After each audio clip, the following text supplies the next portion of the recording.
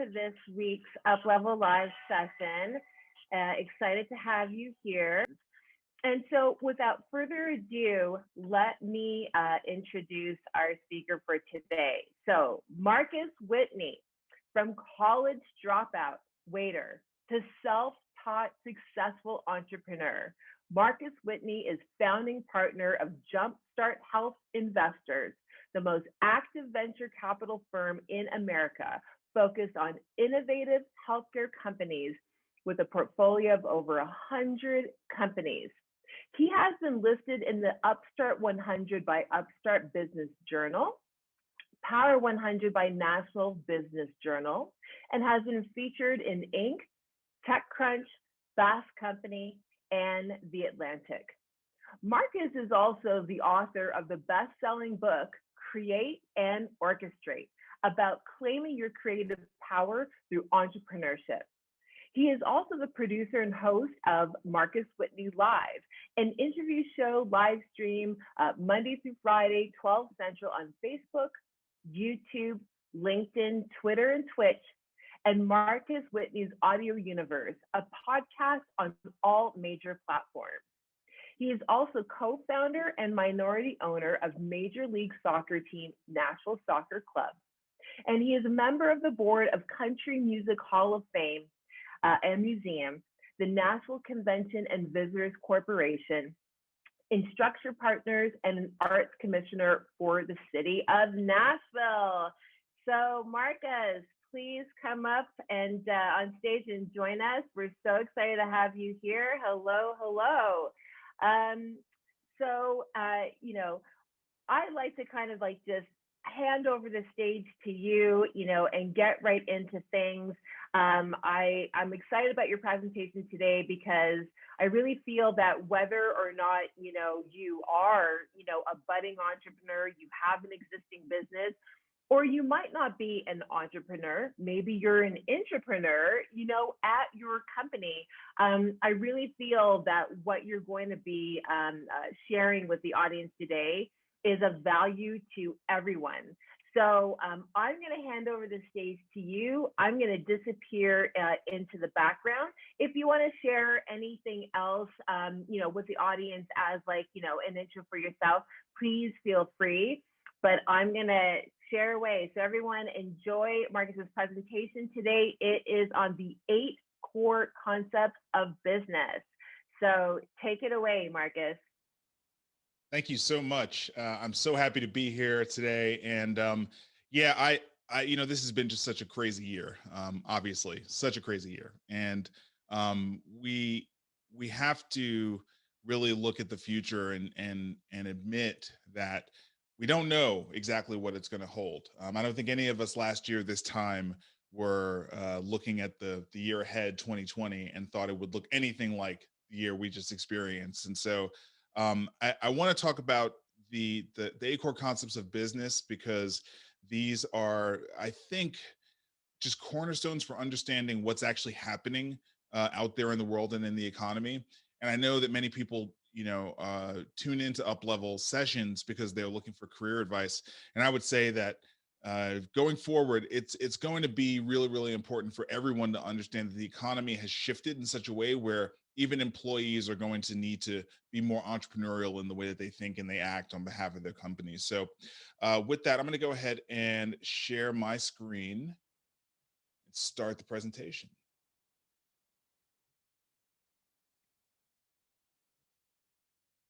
All right. So thanks everybody for tuning in. I'm going to cover the 8 core concepts. These are concepts that I created as a self-taught entrepreneur and software developer, building businesses both bootstrapped and venture capital backed over the last 15 years.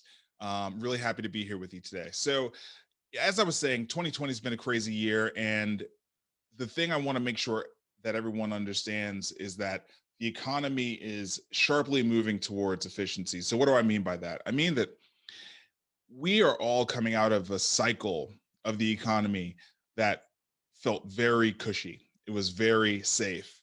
There was lots of room for lots of people. Corporations were able to house a ton of bureaucracy because it was okay, because everything was fine in the economy. The margins were really fat. Credit was available everywhere. We're now in this brand new low touch economy, and it has sharply moved towards efficiency, and efficiency meaning actually delivering value for the minimum amount of output. So I want to just show a couple of graphs real quick. The first one, this is comparing the unemployment rate with the S&P 500. And as you can see, there's always been sort of a pretty strong correlation between unemployment and the S&P 500, as you would expect. When unemployment is low, the S&P or the stock market is high, and vice versa. When unemployment is high, then it's a challenging time for the stock market. But what we're seeing in 2020 is this really weird pattern that has emerged, because we've never really been through this rapid of a shift in the economy. And we're seeing now that unemployment spiked, and it did cause the stock market to crash. But the stock market rebounded pretty quickly. Now, some of it for sure is a result of the stimulus funding that happened. But also, there's this different dynamic, which was that technology was ready for the pandemic. Even though movie theaters weren't around, streaming services were around. Even though many schools had to shut down their campuses, distance learning was enabled. Even though we couldn't be in person for business meetings, Zoom was available. So conferences and that whole economy sort of got compressed into the virtual space. And even though we know a lot of this is going to come back, the patterns and the behaviors, both of individuals and companies, have shifted over the course of the last year in such a way that some stuff is not going to come back in the way that it was before. So now, let's take a look at what the stock market has done since June, which is where that last graph ended. And it's really, really gone up quite a bit. And when you look at the kinds of companies that represent that growth, they're almost entirely technology companies. And so this is showing us that market share is being captured by these technology companies, and technology companies basically grow based on disruption. So what that should tell you is that unemployment going up, still continuing to be very, very bad. We're in quite frankly, we're in a state of emergency. We haven't had a second stimulus package be approved. So we've got tons of people out here suffering, and yet the stock market is seeing ridiculous highs. And so this is telling us that the economy is about to shift into a very, very different place than its previous correlations with unemployment. And that companies that used to be very strong in the frothy economy are now going to have to really become entrepreneurial. So being entrepreneurial is now going to be table stakes. We're just entering a different era. And so that's why I think this information about how entrepreneurship and business fundamentally works is important for everybody. I don't care if you're used to working inside of a company or you're launching your own business. Your leverage in the market is going to be based on your complete understanding of how value is created. This is really, really important. Your leverage, not your ability to feed yourself, but your leverage in the market is going to be based on your complete understanding of how value is created.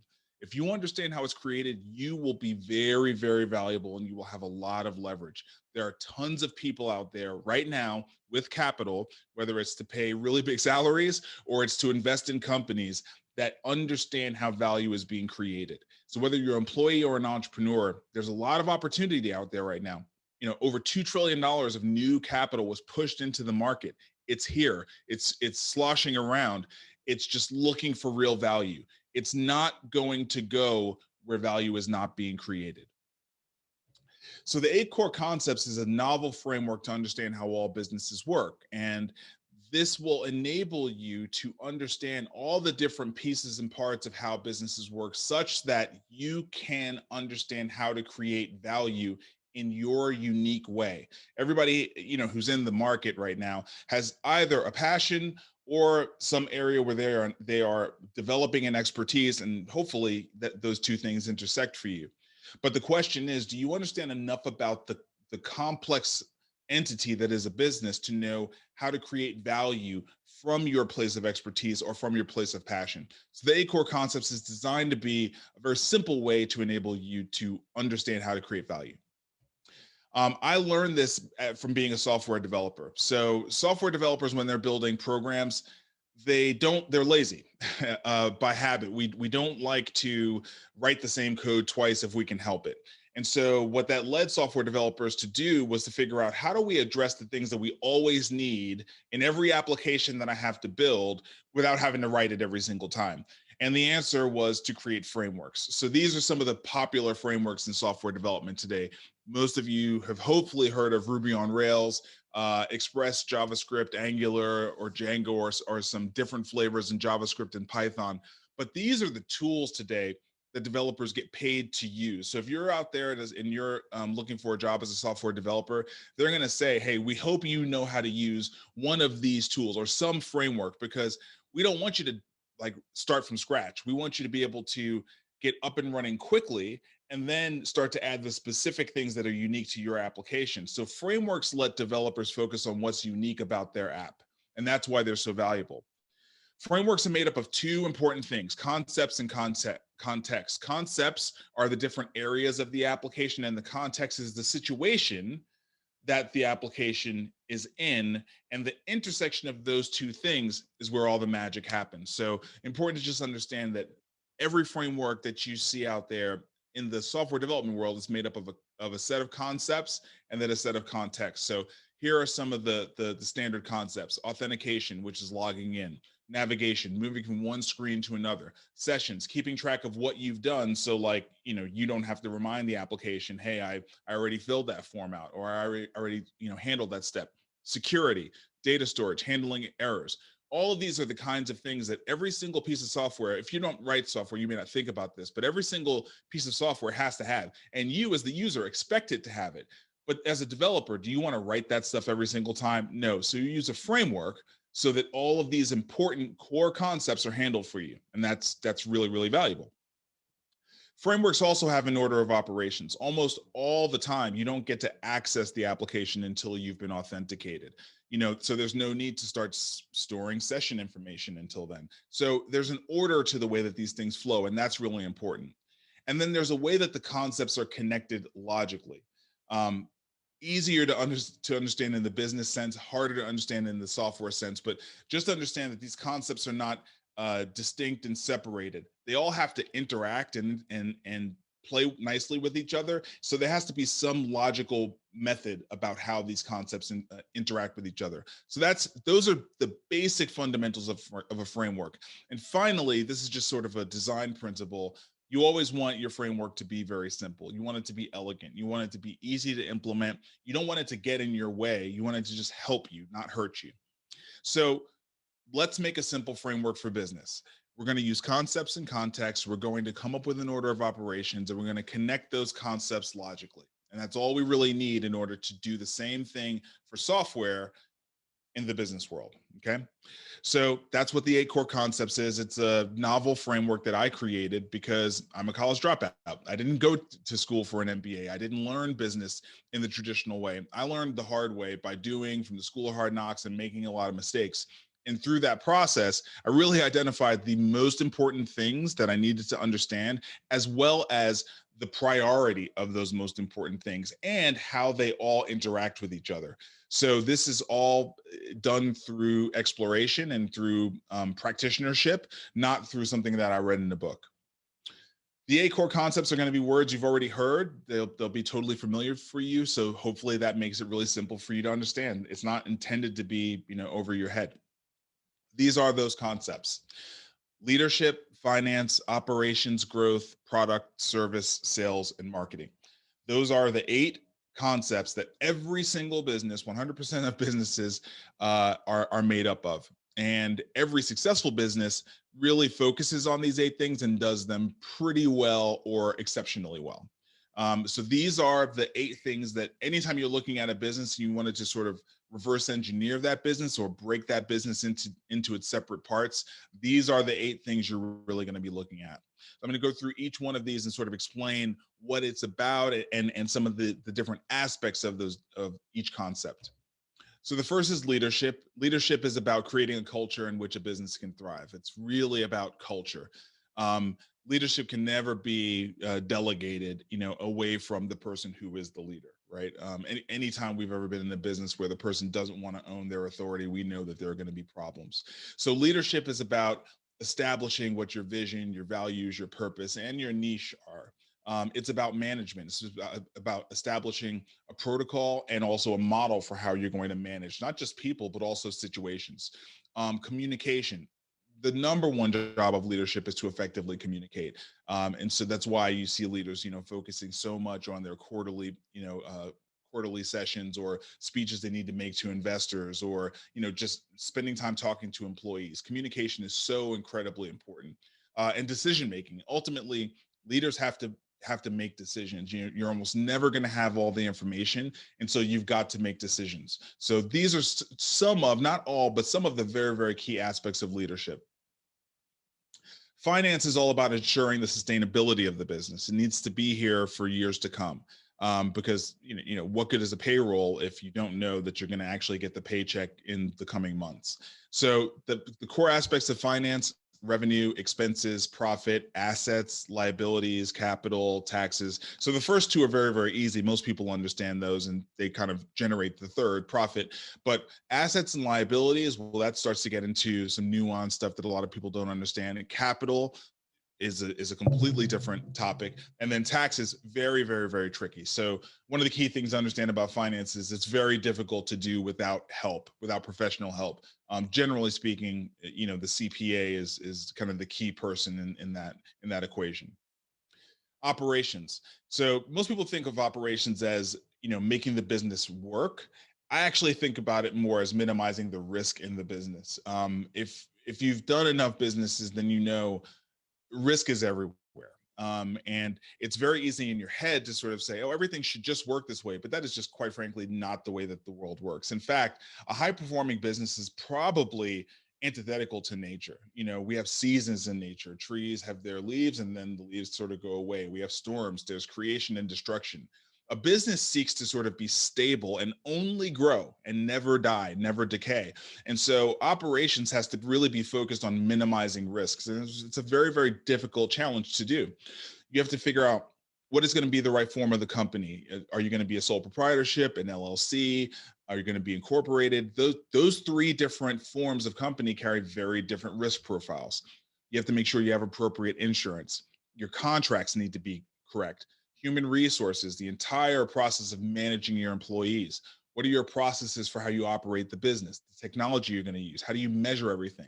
So operations is really about minimizing the risk. If you're minimizing the risk, then you're going to achieve the objectives that meet the financial goals.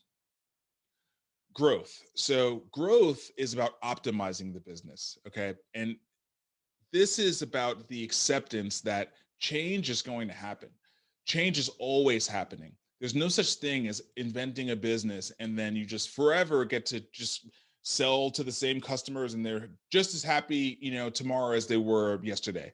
No, the world is a changing dynamic environment. And so you have to grow as a business, and growth is not just growing revenue, it's reinvesting into what the future business is going to call for. It's anticipating what the future is going to look like and developing a point of view about it. It's enabling innovation inside of your organization. It's accepting change and driving it. So growth is its own very, very nuanced but critical, different concept. And the great businesses understand it, the not so great ones don't. Product. So what do customers actually want from us? They want a predictable unit of value. They give us money and they want something that they know they paid for, the value that they expect. That expectation is what we call the predictable unit of value. And that's all a product is at the end of the day. And every company needs to produce that predictable unit of value. So aspects of that are research and development, design, production, quality control, pricing, distribution. Service is completely different. A lot of people talk about a product-based business versus a service-based business. I basically think all businesses are product-based businesses because no one likes to give money for something they can't predict. So even if you offer a service, it needs to be productized so that people can, be happy and satisfied. But again, things are going to go wrong. Things are going to fall apart. And what your service is really there to do is to step in when things go wrong, because they will, and fix them. It's to maximize customer satisfaction, understanding there's no way your company is going to execute perfectly. So you fix what goes wrong, you establish a guarantee. If you look at the businesses that have established guarantees, they have much stronger customer loyalty ratings. And that's because, it improves the predictable value, right? And the relationship management. Ultimately, customers do want to feel like they have a relationship with the company, and service is the concept by which you create that relationship. Sales is very straightforward. You're generating revenue. What is your point of sale? How do you do that? What is your method of sale? And then what is your model for selling, right? So this sales is not complicated. It's very straightforward. It's about the transaction, but that transaction can happen in many, many different ways. Enterprise business to business sales might require you to touch base and get approvals from many, many people and write custom terms, and it might take you a year to close a deal. Whereas buying, a sweatshirt on an e-commerce site is immediate, and you don't have to talk to anybody, right? So sales is all about understanding the nature of your product and what that predictable unit of value is, what that method is, how you're going to enable that transaction, and then what the model is that you wrap around that entire process. And finally, marketing, identifying and then generating demand for your product. So this is where you come in with brand and reach and content, and figure out what channels you're going to use. So those are the 8 core concepts. Those core concepts fit within a set of contexts. Again, I want to keep this very simple. So there are only 2, I believe, contexts that you need to be thinking about. The first one is inside of the building. So the company focus, the focus on your team and your employees, and how well everybody is gelling and understanding what's going on. Those first 4 concepts that I went through, leadership, finance, operations, and growth, those are the inside of the building company and team focused concepts. So it doesn't mean that they don't expand out to the market and out to the customer, but the real focus of those is in-house. And when you think about the people on your team who really focus on these areas, you'll think of them mostly as internal team members. Outside of the building, or the customer focus, that's where the latter concepts come in. What is the product? That's a complete and utter focus on the customer.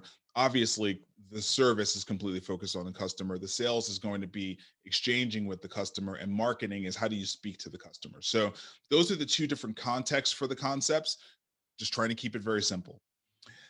And then there is a priority order. I've already gone through it, but I want to be explicit in it. There is a priority order and logical connections that happen in that priority order.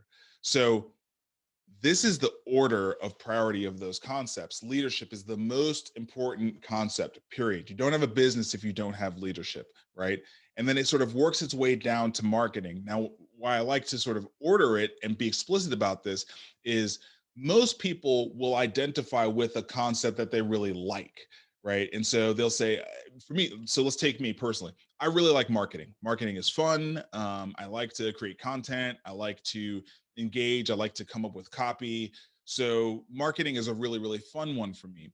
But I know at the end of the day, marketing operates to serve the rest of the concepts, right? And so it has to understand the other concepts, but it really operates in service of those other concepts. It's not, more important than finance. Finance is definitely more important than marketing, because at the end of the day, finance has to dictate how we remain profitable so we can ensure the sustainability of the business. So this order is really, really important. But the lower the priority, the more comprehensive, right? So I just said marketing has to understand all the other ones. And as you go down that list, leadership is the only one that can a little bit operate in a vacuum. But as you go down, it's really, really important that the people on the team who are really focused on that particular concept have a deep understanding of everything that happens above it. And this is where, for employees, if you're someone who's looking at a career, I see a lot of people make mistakes here. People focus on marketing, they're really good at marketing, but they don't understand finance, and they get mad when, the finance department makes a particular decision that doesn't serve marketing's needs, when in fact, marketing exists to serve finance's needs, unfortunately. And so this is why it's really, really important to understand that all of these concepts are necessary, And as you go down the stack of prioritization, they become more comprehensive. They have more responsibility to understand all of the concepts that came before it. So this is a model in software development called inheritance, and this is the explicit inheritance model. So finance includes leadership, operations includes leadership and finance. Growth includes all of those, product and so forth and so on, all the way down to marketing. So important to understand all of the concepts are required. There is a priority to them, but as you go down the list in priority, they actually become more comprehensive, right? So what would a team look like to actually cover all the concepts? Because when you're a founder starting a business, you have to do them all, but there's no way you're good at them all. So you have to start replacing yourself as soon as possible in different areas. So what would that full team look like in a fully blown out company? Let's take, what would a Fortune 500 team look like? Probably something like this, right? Leadership is your CEO, your board, and your leadership team. Finance, CFO, bookkeeper, accountant, controller, et cetera, et cetera. Operations, your chief operating officer, your lawyer, your insurance broker, project managers, your CIO, your head of HR. In growth, that's when you get into these titles like chief strategy officer, your head of innovation. Why do companies bring in analysts and consultants? To help challenge their thinking, right? To help let them know what's happening outside of my building that I need to be aware of, that I need to factor back into the way that I'm operating my business for the future. Product, that's where you have your chief product officer, your chief technology officer, product development team, manufacturer, fulfillment. Service, your chief customer officer, the help desk, the call center. For sales, your head of revenue, the sales team, an e-commerce interface, cashiers if you're doing retail, and marketing, your chief marketing officer, the marketing team, the agency that you work with, et cetera. So there's a place for everybody that you can think of in a business aligned directly to one of these core concepts. So whether you're starting a business or investing in a company or seeking to be an elite employee, the 8 core concepts are going to give you an edge, right? And hopefully they give you a framework to now look at your own business or a business that you want to go work for, and make sure you're identifying all these different parts of it.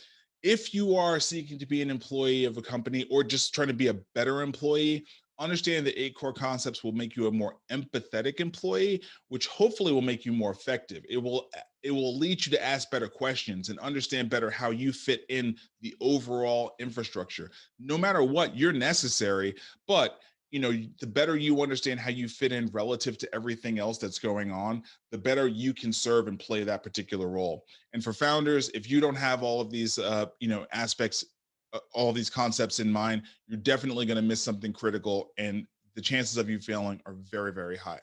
So I wrote about the 8 core concepts and much more in my book, Create and Orchestrate. As Robin said, it's an Amazon #1 bestseller, over 100 5-star ratings. And the Kindle version is available for 99 cents because Amazon set the price and I can't do anything about it. They pay me my full royalty, but you can get it for steal. It's just 99 cents. So thanks for letting me give you a view into the 8 core concepts. And Robin, I'll stop sharing my screen and pass it back to you. That was awesome. Thank you so much. And, I think the part that I enjoyed the most was that last slide, in the sense of looking at the 8 core concepts and how a team is structured based on that. I thought that was probably really fascinating for me, because it's one thing to actually kind of, understand those concepts just as it pertains to business. But how does it pertain to the actual structure of your team to execute, right, those core concepts, And so I love that slide the best. I think that was just such a great kind of visual, if you will, of really understanding the 2 sides of it. How does it function on its own? How does it function in the team? And I thought that was really great to show that. Yeah, for sure. I think it's just helpful. People look at companies and they see all these different people in these different positions, and they don't have a logical way to like look at it and put it all together, right?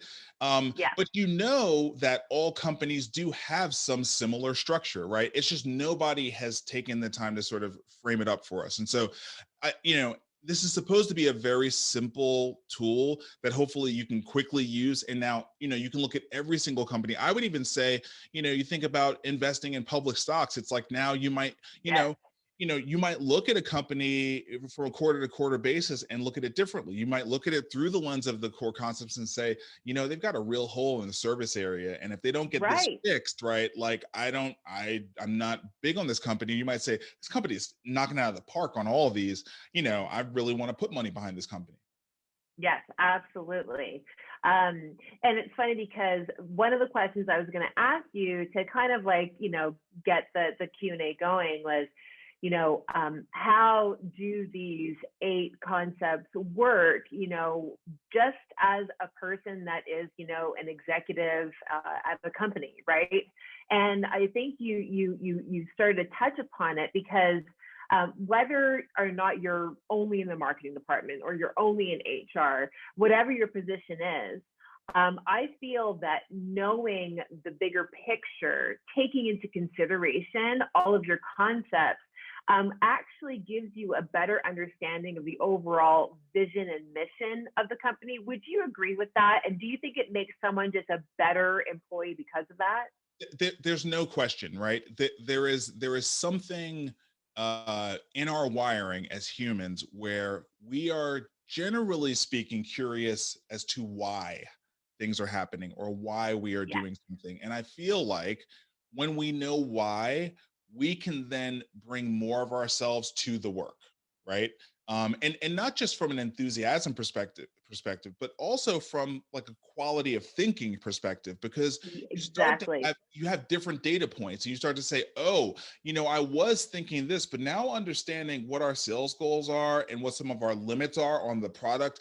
Ooh, I don't want to market around that because we're not going to be able to Yes. fulfill that, right? You know what I mean? So when you don't have all those different pieces of information, it's harder to do your part of the job. Absolutely, absolutely. I wholeheartedly believe that, and I think that I've only come to understand that later, in my life. I think when you're younger, you're just kind of maybe you're 2, 3, 5 years into a job. I don't think you naturally take all of that into consideration. I think you just kind of look at your job through like a lens and be like, okay, I better like knock it out of the park. But ultimately, that is what makes you, a better executive, better manager, better whatever your position is, so that you really are not just servicing and being successful in your department, but just kind of like more of that overall view. So I definitely agree with that. And so I'm still waiting. I think we have like a shy audience today. Audience, like don't be shy. Ask your questions. Throw them into the Q&A. I'm going to keep my questions going. Okay, great. What are your thoughts on starting a business or side hustle right now? Because, typically people, I feel, especially with a year like this, I mean, yes, we had the Great Recession of, 2008 into 2009.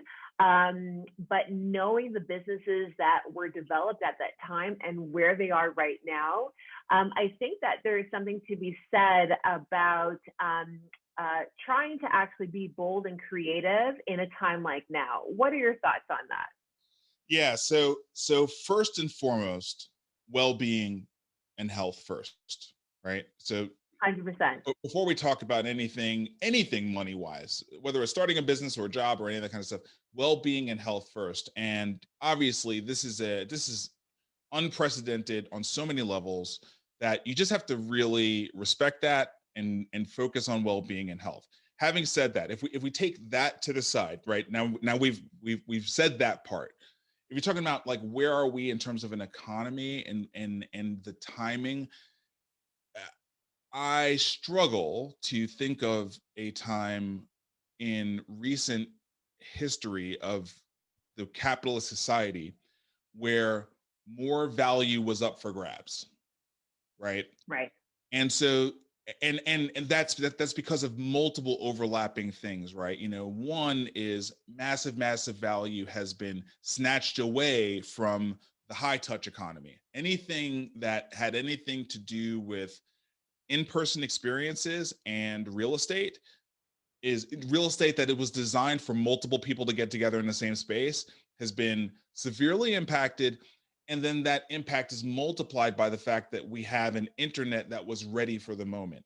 Like, had this happened Yes. 20 years ago, it would have been very different, right? Because we would not have been Great able to point. replicate all these things. And so we would have been rushing to get back to, like, we're not going to devalue. We're just going to, like, do stimulus and we'll, whatever we got to do, because we got to get back to the in-person stuff.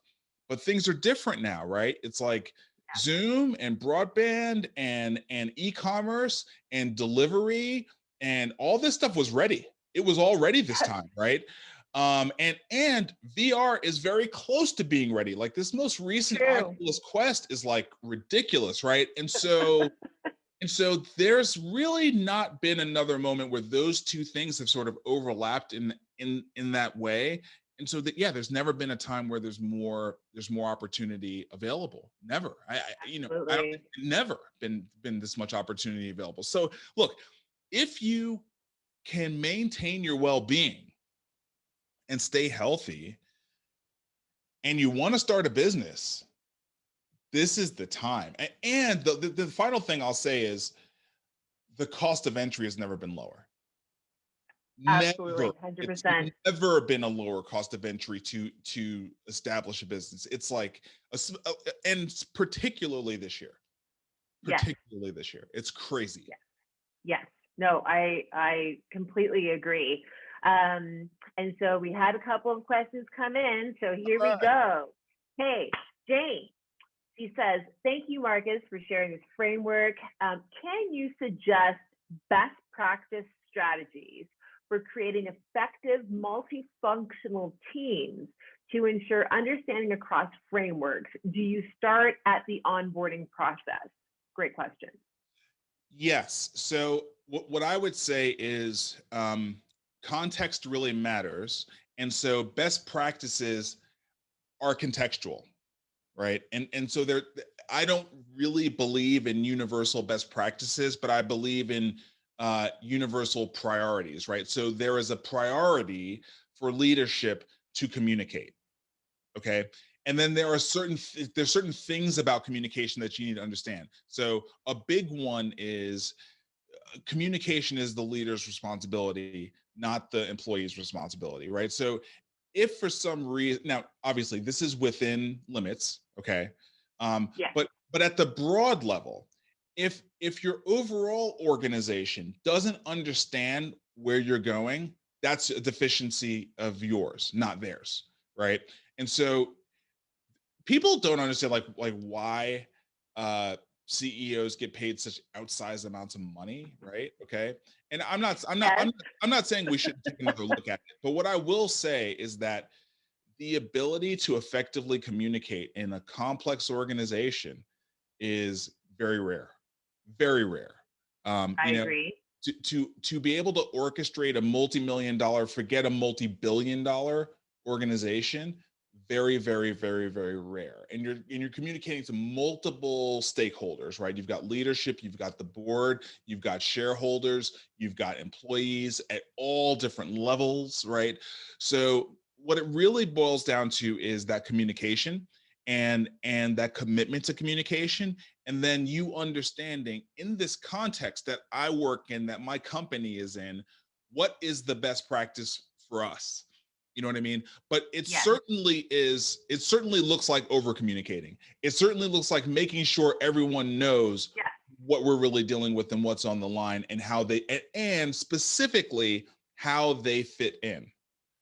Absolutely. Why their role is critical, right? Absolutely. I think over communication is everything. And especially when it's such a large, multi-level, and even, if you have people working right across countries and cities and whatever, that is everything. I'm going to move on to the next question. This is coming in from Maxwell, and he asks, as a builder, can you please expand on your thinking around getting started? How much do you look to know before you build something? What are your go-to ways for seeking validation? Yeah, so I think that my answer today is very different from my answer 10 years ago. Sure. I've built up this huge body of experience, right? Um, so if you're very early in your entrepreneurial career, my answer is you need to just sort of get out there and go. Now, look, you should do the bare minimum diligence for anything, right? Yes. Understanding the market opportunity, the market size, all that stuff is referenceable, right? You'll be able to kind of figure out, do people have money for this thing? Are they paying for it? Understanding the different types of market. Is it a hard market? Is it a soft market? Is it a nascent market? You need to at least know what you're going into, right? You know what I mean? Is it saturated? Once you know that, really it's about knowing the market. Once you know that, and then it goes to your ability to actually deliver a predictable that unit of value. Can you do that? Are you able to do that? Is it viable? Once you've got those two things, it's just about doing, because all the real learning happens in doing. You can't really learn through theory. um, Exactly. you know what I mean? Or research or surveys or any of that kind of stuff, because it's not the same context, right? The context of a potential customer filling out a survey is not the same as a potential customer parting with their money. So Right. so they're not equivalents.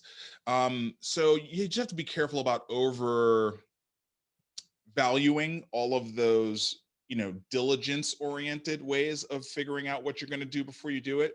I would say now at this point in my career, I have this body of my own experience.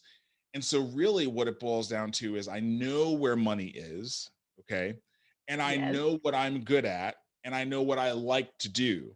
So I look for the Right. intersection of those things, right? You know what I mean? I look for the intersection of those Yes. things. And there's a couple of those opportunities, but it's not an unending list.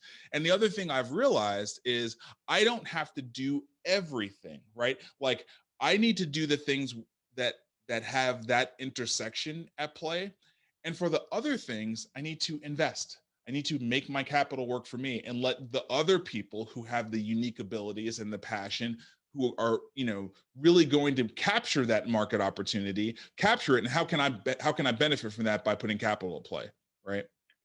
Exactly. Absolutely. I actually, if I can quickly, I'm going to pop on and share something that I posted on Instagram, of course, if Instagram will cooperate with me, because what you're talking about right now for me is just starting, right? Like that's what I believe. You just start. And so here's a great quote. So it says, start now, start where you are. Start with fear, start with pain, start with doubt, start with hands shaking, start with voice trembling, but start and don't stop. Start where you are with what you have, just start. That's Just, it. it's kind of how I feel about it, you know? That's it. That's Yeah, it. it really is, you That's it. know. And I almost think that like the fear should be almost like your guiding force in a way. Do you know what I mean? Yeah. Where it's like, you've got the fear, but you keep kind of like pushing through it. Like it's almost like have the fear be like your adrenaline in a Yeah. way. Yeah. That's kind of how I look at it. Okay.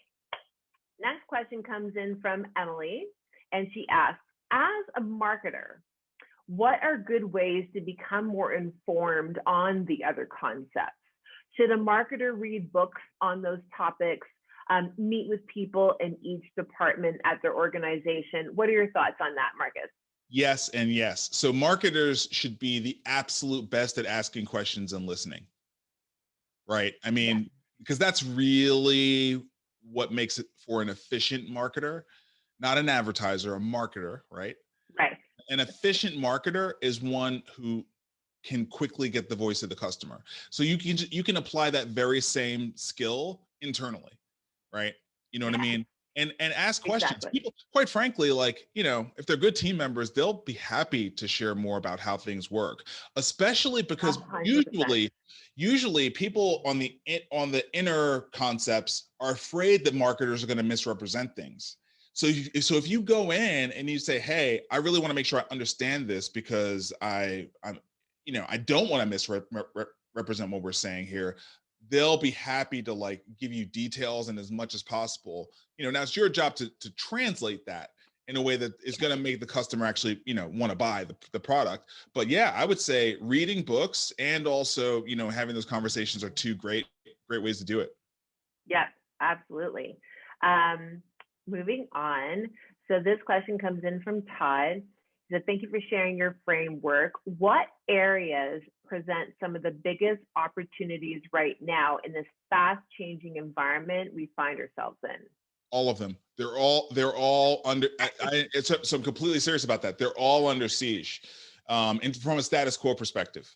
So I'm in venture capital, and one of the things I'm seeing right now that it's very hard to talk about because the private markets have been, people have not been allowed to participate in the private markets. They only get to play in the public markets. So they don't That's understand, right. they don't understand all the things that are happening in private investment world. There is massive disruption happening in the private investment world. Massive, like unbelievable amounts of disruption happening right now. The regulation around crowdfunding is about to move from 1.07 million to 5 million. We've got this new thing, an angel fund called angel list called a rolling fund. So now basically people with like big Twitter accounts can like set up their own venture funds. It's like there's all this like crazy alternative assets, cryptocurrency and decentralized finance. Everything is under siege. Everything. Yep. So I would say that all of the concepts are changing, are being changed. Growth being changed is kind of meta, but like everything else is really is really being changed. And again, so much of this is about self-awareness. Where do your passion and capabilities really overlap? And that's probably the one or two concepts where you really need to live. And that's great. You don't have to live in all eight, but you got to know all eight. You ought to know the language of all eight, and you ought to be able to think about your concepts relative to those concepts, right? You know what I mean? So that you're not operating in a vacuum. Absolutely. Absolutely. And I agree. I mean, I think even though we are in such a hyper digital world right now because of the pandemic, you still have to look across every single industry and understand that, yes, of course, some have been disrupted, some haven't. Yep. Even the ones that have been disrupted, how have they been disrupted? Are there still additional opportunities there? And I believe there always will be, right? Because the evolution of things really never ends, right? And so I agree with you. Like, as you said, it's like, it's all of it. All of it is like a great place to start. But to definitely, I think, connect with what you said, your passion, and your purpose. What do you even think? What is your purpose? And based on that, to connect it with an industry and then just go for it. Yeah, for sure. So that's kind of how I look at it. Yeah. Part of the X factor is the level of performance you're going to bring to the table, right? Yeah. And so again, you got to know yourself, and you got to try to place yourself in that slipstream. Stuff I would do when I was like, part of how I learned all these concepts was I was very stubborn. And so I tried to like do all these things at one point or another. I tried to be like a president. I tried to be a CFO, and look, I'm very happy because I have this comprehensive understanding of how businesses work. And it means I can be a really strong leader because I can lead people across all of these concepts. Right. Exactly. But I don't love them all. And I'm not good at, and I'm not great at them all. And so, I need to kind of pick my spots, where I'm going to really go deep. Yeah. And bring in the people to be able to handle the areas that need to be handled. That's right. Next question. This comes in from Mateo, and he asks, thank you for all of your insights. To kind of backtrack, what are the main differences between software development and app development, or do they work collectively as one? Yeah, that's actually, yeah, it's a bit of a technical question. So Yes. yeah, it's a bit of a technical question. So the term app, um, the term app used to have a broader meaning, but now it sort of means something that you find in an app store. Like it's been sort of captured to mean this different thing, right? Um, I would say generally speaking, it's the same, right? You know, if you think about the fact that many of the apps you have on your phone also have a version of that same app in the web, right, on a web browser, that Yes, should sort of tell you that even though the interface is different, the concepts that are there are the same. There's still authentication, there's still tracking what you're doing, there's still the need to have security, there's still navigating throughout the application. Is it different on a phone than it is in a browser? Of course, you know, it's a different modality. You're using of your course. thumb versus a mouse, right? But at the end of the day, the concepts are still the same. So that's a really great question, because it's one of the things I was seeking with it's one of the things I was seeking with this framework. Was I wanted something that I could, with a strong degree of confidence, say was universal, right? I didn't want you to be able to say, well, this framework only applies in B2C businesses, not in B2B businesses, or it only applies in these, but here's an outlier. I wanted to make sure it had that universality to it. And I think so far it does. I haven't found a business yet where I couldn't look at it and see all 8 of the concepts in it. So Yeah, yeah, exactly. Um, I have another question, okay. and this is coming from me. And the question is, what do you know now that you wish you knew 5 or 10 years ago? I wish I understood that there was a finance industry. Okay. So this was a big thing. I understood B2C and B2B, but finance was a very mystical thing to me. You know, venture capital was a very mystical thing. You know, how banks actually function was very mystical. And the reason why I put finance as the second, you know, most important concept is because it is, right? Okay, like Yes. at the end of the day, the rails that all business run on is the exchange of cash, right? You know what I mean? And profitability, right? But that's the fundamental thing. And so now that I've worked through the concepts and I've been in the finance industry, I now understand that, like, what's underlying everything we see out here is the finance business. Okay. True. And the product is capital. The product is injecting capital for different return profiles.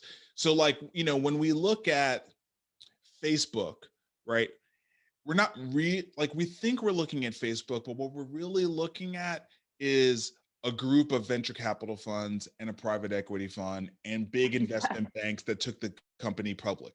That's really what that's the infrastructure behind these incredible technology companies that you see. None of them would be possible without the finance business.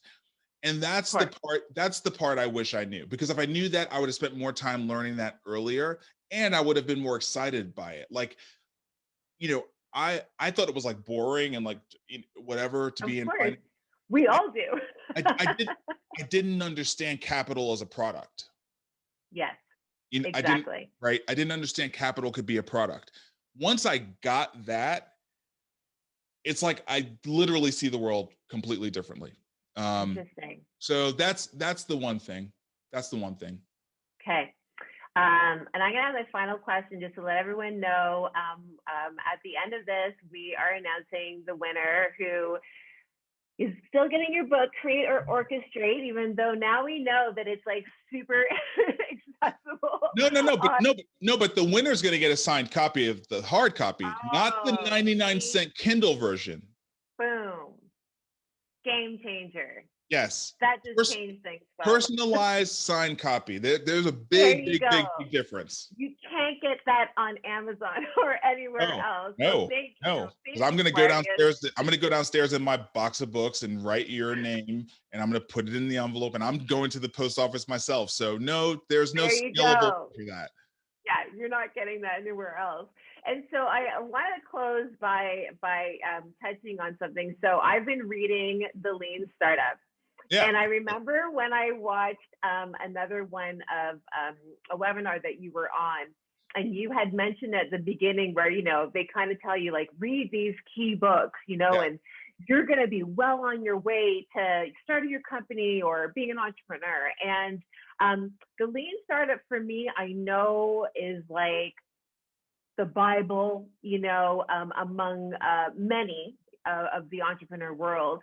I haven't found it to be full of that, like, kind of like tangible know-how, like taking like things and putting it into action. And so, I'd love to know your thoughts on that. And then what would you recommend, besides your book, but what would you recommend to someone that is looking for maybe that key next book to read?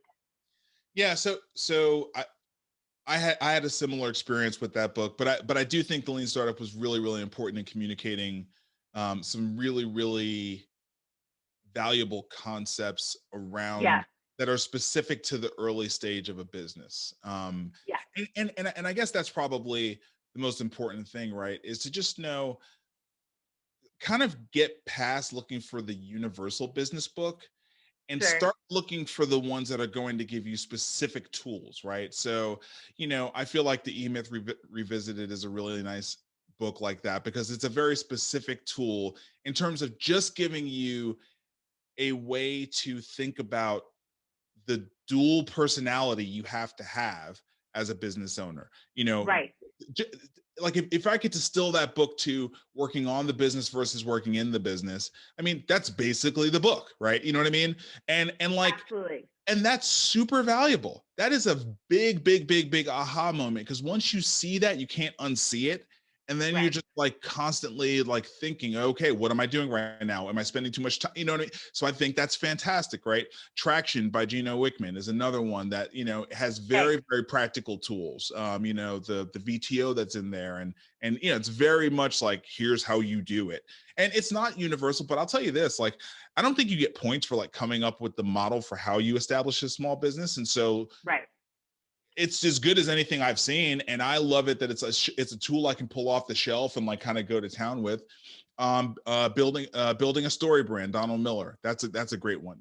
Understanding how to actually build the story, the narrative, because that's how we actually remember things as humans. You know what I mean? And we pass it, how we remember it and how we pass it to another person is as a story, Yeah. right? So building a story brand is really, really great. I think 4 Hour Work Week is really great. Why? Because it just breaks us out of the mold of thinking this is the way it's done.